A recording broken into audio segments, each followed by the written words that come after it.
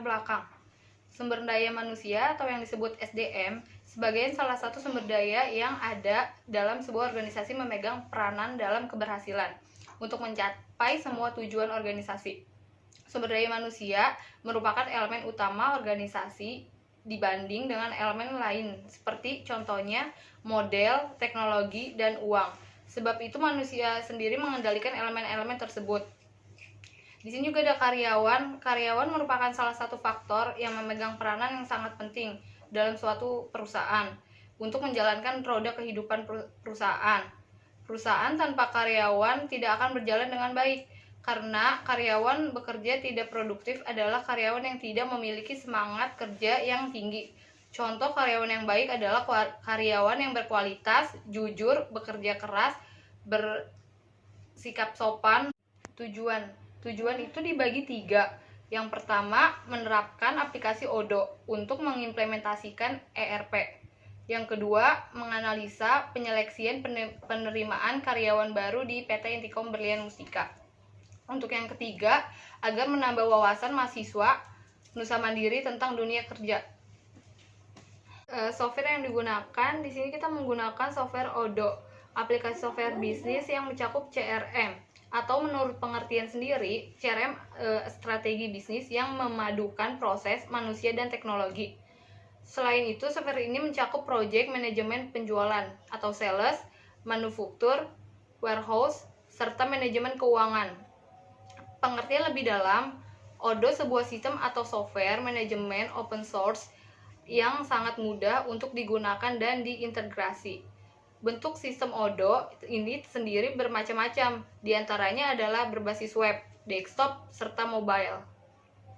Proses bisnis berjalan. Pada proses bisnis berjalan di PT Intikom Berlian Mustika, proses ini akan dijabarkan melalui beberapa diagram berikut. Yang pertama, activity diagram, page diagram, use case diagram, development diagram, sequence diagram, class diagram, dan object diagram.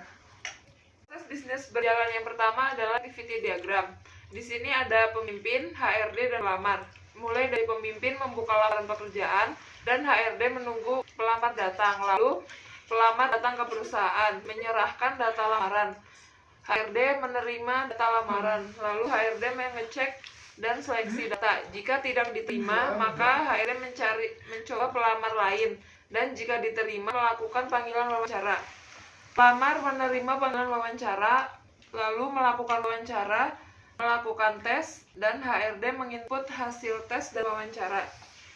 Kemudian pelamar diterima sebagai karyawan baru. Lalu HRD membuat laporan atas penerimaan karyawan baru. Lalu mengirim laporan kepada pemimpin perusahaan. Yang kedua, page diagram. Di sini ada file pelamar, seleksi penerima karyawan, proses kontrak karyawan, dan proses akhir laporan.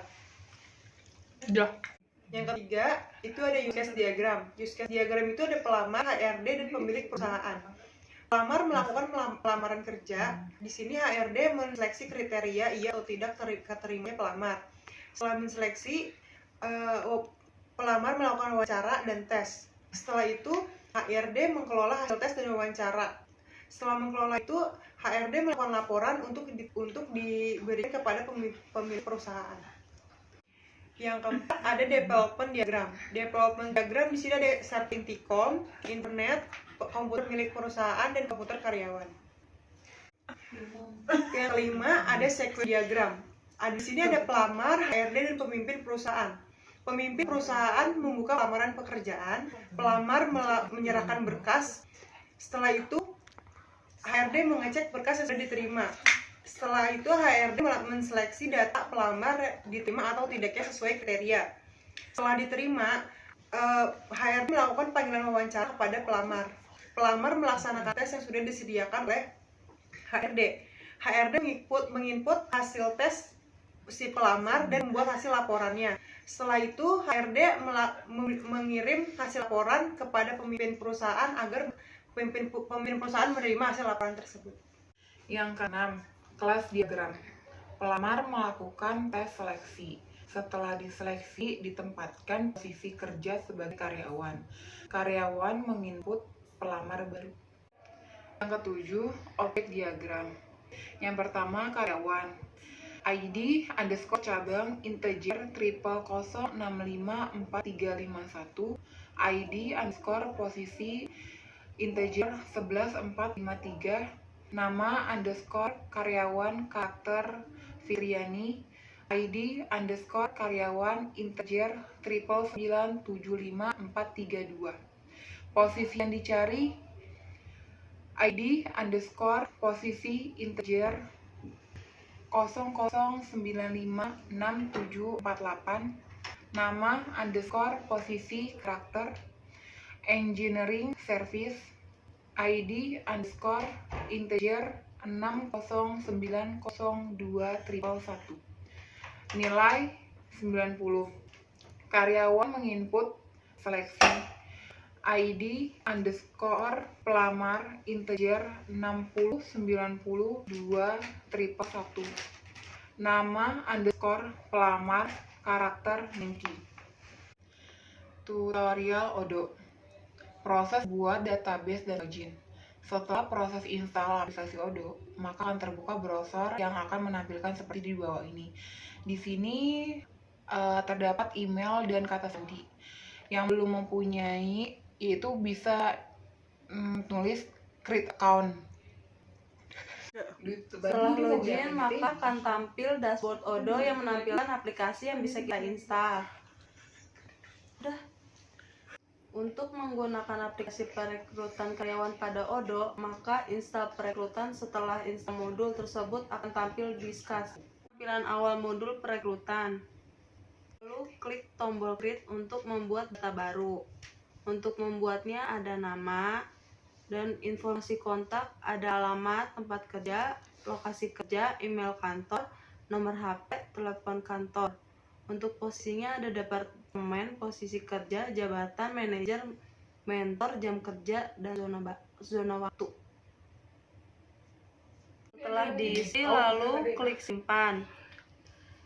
Di departemen itu ada nama departemen induk, dan manajer. Berikut tampilan posisi kerja. Ada buruh, ada produk strategis, direktur operasi, tenaga pekerja buruh, pemasaran, human capital dan general service division, dan engineering service. Tampilan menu jika ada pelamar. Ada kualifikasi awal, wawancara pertama, wawancara kedua, dan proposal kontrak. Tampilan wawancara untuk pelamar. Ada subjek nama lamaran, nama pelamar, email, pekerjaan yang dilamar. 1, 2, 3. Tampilan isi pelamar. Ada nama, terus kontak, email, nomor telepon, gelar. Terus ada pekerjaan yang terus dilamar. Terus departemen, ada penanggung jawab penghargaan, sumber oleh siapa, terus yang dirujuk oleh, terus ada kontak gaji yang diharapkan, usulan gaji, ketersediaan. Ini adalah tampilan laporan jumlah pelamar yang masuk.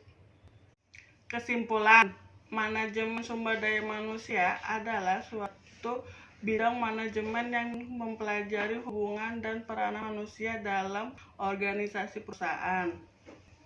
Sarannya, perlunya mengadakan kajian tentang peningkatan sumber daya manusia. 2.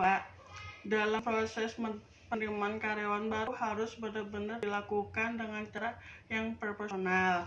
3. Untuk jumlah pelamar yang masuk sebaiknya dihitung berdasarkan kualifikasi, pendidikan, dan dibuatkan laporan per bulan.